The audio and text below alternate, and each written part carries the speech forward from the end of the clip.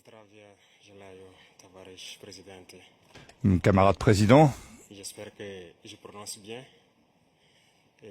C'est un honneur d'être là donc à la célébration du 80e anniversaire de la victoire de la Grande Guerre.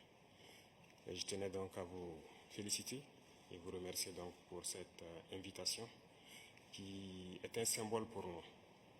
Et au cours donc de ma présence ici, je dois avouer que j'ai appris beaucoup de leçons.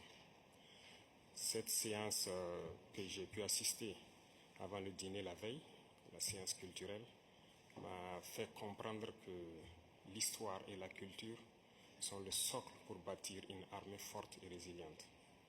Nous avons pu voir ensemble tous les sacrifices que le peuple soviétique a consentis pour que nous soyons dans un monde libre aujourd'hui.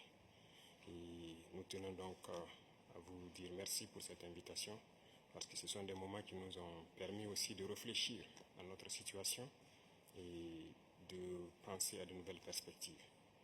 Et sur ce, je pense que les obstacles que nous avons aujourd'hui devant nous ne doivent pas nous arrêter. Et les obstacles sont une bonne chose en quelque sorte que nous devons surmonter.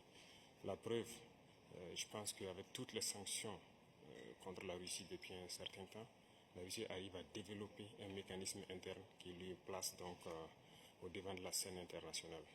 Et nous prenons bonne note de ces leçons que nous avons donc apprises ici. Et même au niveau de la parade, je tiens à dire que j'ai été émerveillé de voir l'enchaînement donc des engins qui ont défilé devant nous, notamment depuis le char mythique T-34 qui a gagné donc lors de la Grande Guerre jusqu'aujourd'hui au char moderne. Combien donc l'armée russe s'est modernisée, combien la technologie donc a participé à renforcer cette armée. Et dans ce cadre, nous souhaitons que la coopération que nous avons puisse se renforcer de façon exponentielle. Je vous remercie déjà pour tout ce qui est fait pour nous, notamment ces bourses d'études qui sont octroyées au Burkina et qui vont s'accroître. Et ce matin, j'ai visité donc l'université de chimie et je disais que le volet sur lequel nous allons axer après la défense et la sécurité, c'est le volet de l'éducation. C'est ce volet qui nous intéresse le plus, notamment les sciences.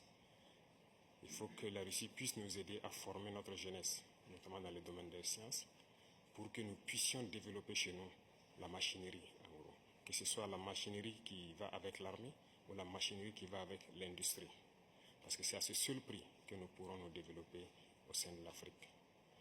La guerre qui nous est imposée aujourd'hui, et nous pensons que ce n'est qu'une manifestation aussi d'une